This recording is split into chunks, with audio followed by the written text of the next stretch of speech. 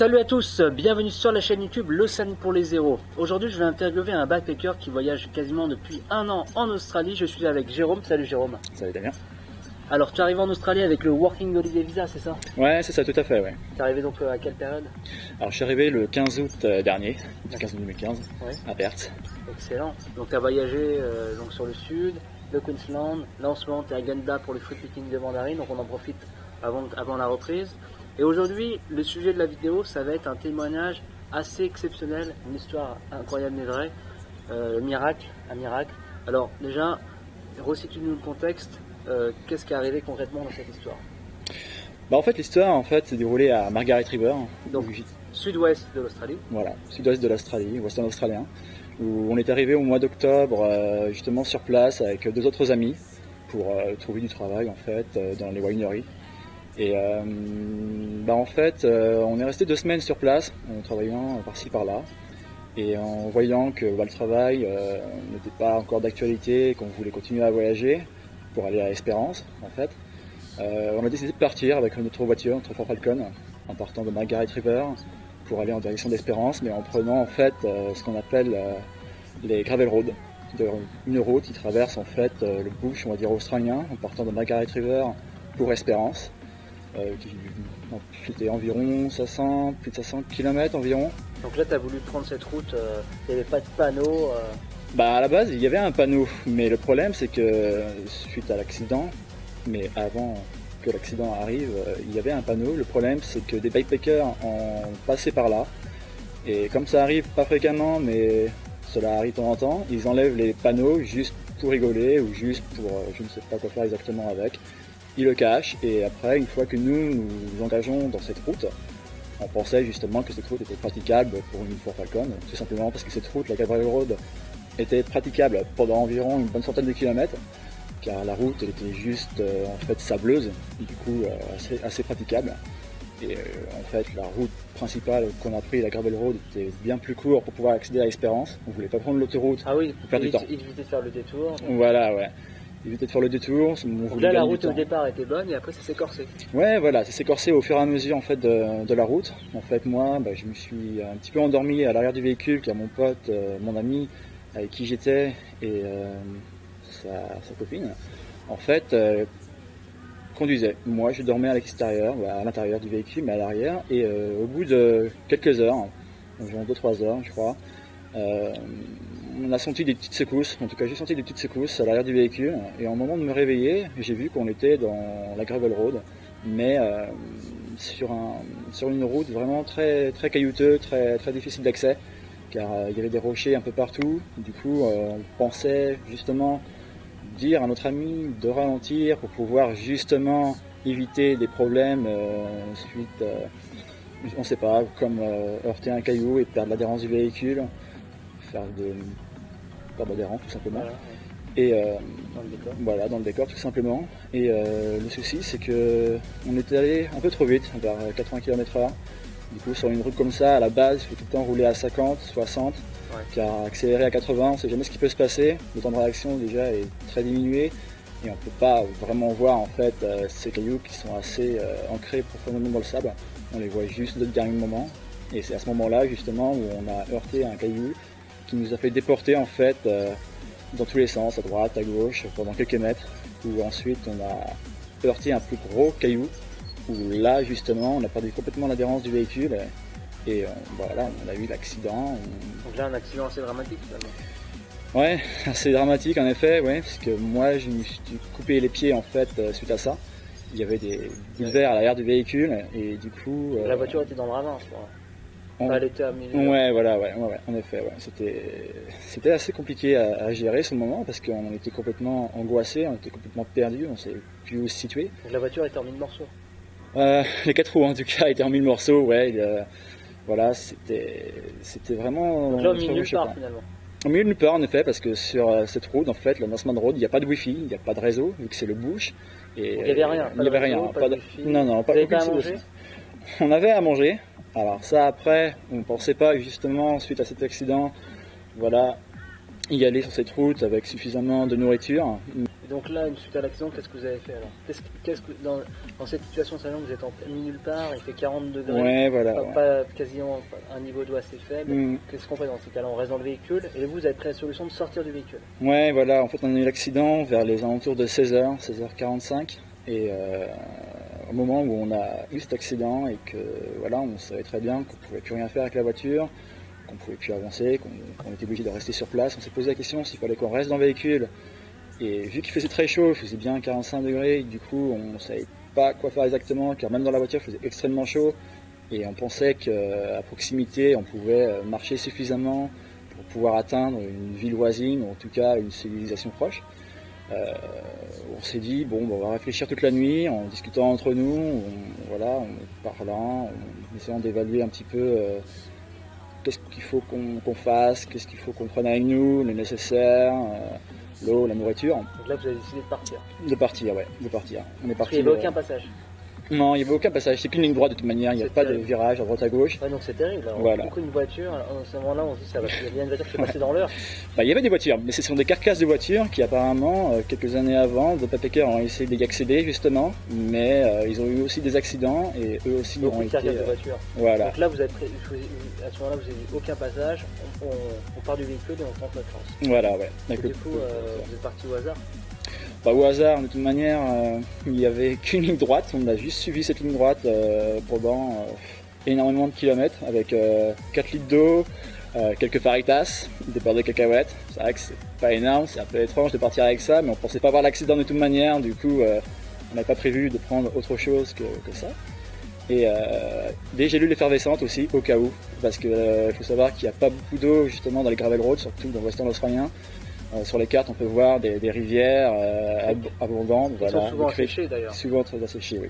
Ah ouais. La plupart des criques qu'on a vues, de toute manière, étaient vides. Il n'y avait plus d'eau, plus rien. Et la seule eau potable qu'on pouvait avoir, c'est de l'eau de pluie qui était en fait tombée dans des creux, dans des petites crevasses, où on pouvait se servir, même si l'eau n'était pas terrible. Mais on pouvait quand même la boire suffisamment, en tout cas, si on a des gélules effervescentes, afin de pouvoir survivre et continuer à marcher. Donc à ce moment-là, qu'est-ce qui se passe? On a marché pendant plusieurs kilomètres. Moi, j'avais déjà des problèmes aux pieds, vu que je me suis ouvert la plante des pieds avec les bouts de verre. Du coup, c'était assez compliqué pour moi de marcher toute la journée. Du coup, heureusement que mes amis qui étaient avec moi m'ont aidé à prendre quelques affaires ou bien à trouver des systèmes D pour pouvoir marcher, comme prendre des béquilles. Mais des béquilles, version gravel road, je veux dire, en prenant des bouts de bois et en essayant de marcher avec. Ça a été compliqué, une question de survie de toute manière, on était obligé de marcher, de continuer à marcher encore et encore et encore, peu importe ce qui pourrait nous arriver, malgré la chaleur était... Combien de degrés? Je sais plus trop, mais en tout cas c'était plus de 40-42 degrés, du coup c'était assez étouffant, très étouffant, car un peu de trop, du coup ça par contre, moi je suis parti avec un peu trop d'affaires, puisqu'il a été un peu stupide, mais en fin de compte on a réussi à marcher suffisamment longtemps. En tout cas, pendant toute une journée. La première journée, on avait fait plus de 42 km quand même de marche. Ah oui, quand même. Ce qui fait un marathon, on va dire. Et on est resté une nuit sur place. C'était très, très dur, on va dire. On avait une toile de tente d'une personne, une toile de tente trek, où on dormait à 3 dedans. Ah oui. Essayer de dormir. Collé serré, quoi, c'est l'astuce. Ouais, collé serré, on peut dire ça comme ça, ouais. C'est vrai que c'était très chaud, très chaud dans le sens du terme. Mais il faut savoir aussi que la nuit là-bas, les nuits sont pas fraîches. Ni il pleut, il y a du tonnerre.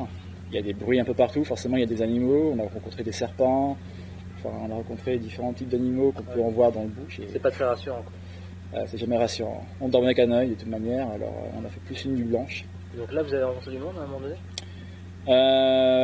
Oui, on a rencontré du monde. C'était juste le lendemain matin où on a rencontré, en continuant encore à marcher, en fait, un couple d'Australiens qui était arrivé ici, en fait, dans la Norseman Road au bout de 400 km. Nous, au bout de 2 jours, il fallait encore marcher environ 80 km pour pouvoir accéder à un campsite en fait, qui était proche d'Espérance, proche justement de la Norseman Road. Mais j'étais trop diminué physiquement, psychologiquement, mes pieds n'arrivaient plus à me tenir. Du coup, on a décidé de se reposer quelques heures.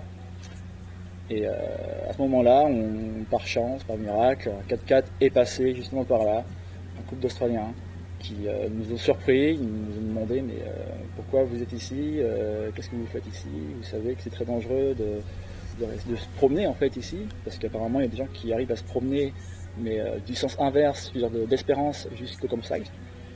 Et on leur a dit qu'on avait eu un accident, et ce couple d'Australiens très généreux en fait, même s'il n'y avait plus de place dans leur véhicule, car ils étaient assez complets avec leur enfant, ont décidé en fait de prendre les coordonnées GPS, parce qu'il n'y a pas de réseau du coup pour contacter la police locale ou les services extérieurs, les rescousse. Ils étaient obligés de sortir en fait du périmètre de là où ils étaient. Du coup, il fallait faire encore 80 km pour eux pour sortir d'ici, de Norseman Road, et de contacter les services les plus proches.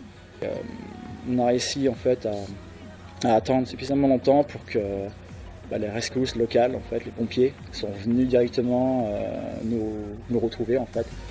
On avait trouvé en fait en plein milieu de la route en fait, pendant qu'on marchait, un triangle orange. On ne savait pas pourquoi il était là. En tout cas, il y avait un triangle orange. On l'a mis en plein milieu de la route avec en fait notre lanterne qu'on avait, notre lampe torche, où on l'a mis dessus, éclairé en fait, voilà, pour que la police locale puisse nous voir correctement. Et ils ont réussi à nous retrouver justement quelques heures plus tard. Donc là, entre le moment où il y a eu l'accident et entre le moment où il y a eu des pompiers qui sont arrivés, il s'est passé combien de temps? 48 heures?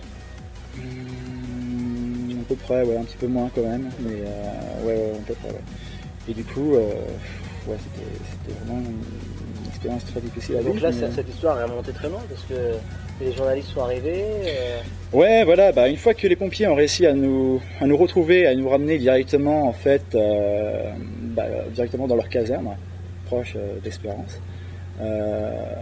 Voilà, ils nous ont déposés directement en fait dans leur caserne, où on est resté une nuit sur place à se reposer, à manger correctement, à souffler un peu par rapport à ce qu'on a eu. Et en espace de quelques heures à peine, on est arrivé justement dans leur caserne. On a eu un appel téléphonique en fait d'une chaîne télévisuelle locale, même une radio, je pense, c'était ça, où on leur a expliqué concrètement en quelques minutes notre expérience, qu'est-ce qui s'est passé. Et interviewé par ma chaîne Navel, la chaîne locale de Perth, directement en fait dans l'auberge de jeunesse où on était. Et concrètement de ce qui s'est passé. Vous êtes même sur les plateaux télé? Ouais, voilà, on est allé sur les plateaux télé, on a été interviewé à l'extérieur aussi, on est passé sur le journal aussi, le journal télévisuel et aussi en papier. C'était une drôle d'expérience. Voilà une histoire assez éprouvante et incroyable mais vraie. Alors les amis, pour en retenir plutôt une moralité de cette histoire, ce que j'essaie de dire aux gens, moi-même ça m'est déjà arrivé de tourner en rade en 2012, notamment avec le van, avec un radiateur percé, ou des problèmes mécaniques, toujours partir au moins avec, j'essaie de dire, 3 litres d'eau par jour de la personne. Donc si vous partez par exemple sur un tronçon où vous estimez qu'il y a au moins 500 km, il faut partir, si vous êtes 2, vous faites 3 x 2, 6. Si vous estimez à 3 jours de traversée, au moins 20 litres d'eau. Le mieux c'est d'avoir des gros bidons d'eau en fait, comme j'ai à l'arrière, et de mettre avoir au moins 50 litres d'eau, ça c'est dans l'idéal. Voilà, après pas trop chargé, mais entre 30 et 50 litres d'eau. Toujours prévoir même la nourriture, on est à l'abri de rien, pour une mécanique. Nourriture, eau, des gélules comme tu l'as dit, effervescentes en effet. Voilà.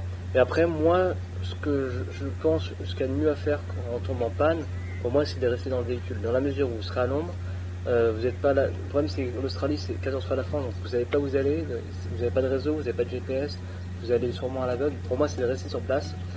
Si éventuellement au bout de 3 jours il y a encore un passage, là où on peut commencer à se déplacer. Et le mieux c'est de rester dans son véhicule, d'attendre un passage, en fait, un road train, un 4x4, un hélicoptère qui passe. Un hélicoptère. Vous pouvez faire éventuellement du feu pour un signal SOS, écrire en SOS en gros, ça peut être une idée avec des arbres, enfin bref, il y a toujours des idées, mais l'Australie malheureusement c'est un pays un peu impitoyable là-dessus, et ça peut arriver malheureusement des décès suite à des aventures, voilà. Après c'est très rare, c'est une histoire comme ça, c'est comme assez rare et unique, on n'a jamais entendu parler sur les réseaux sociaux.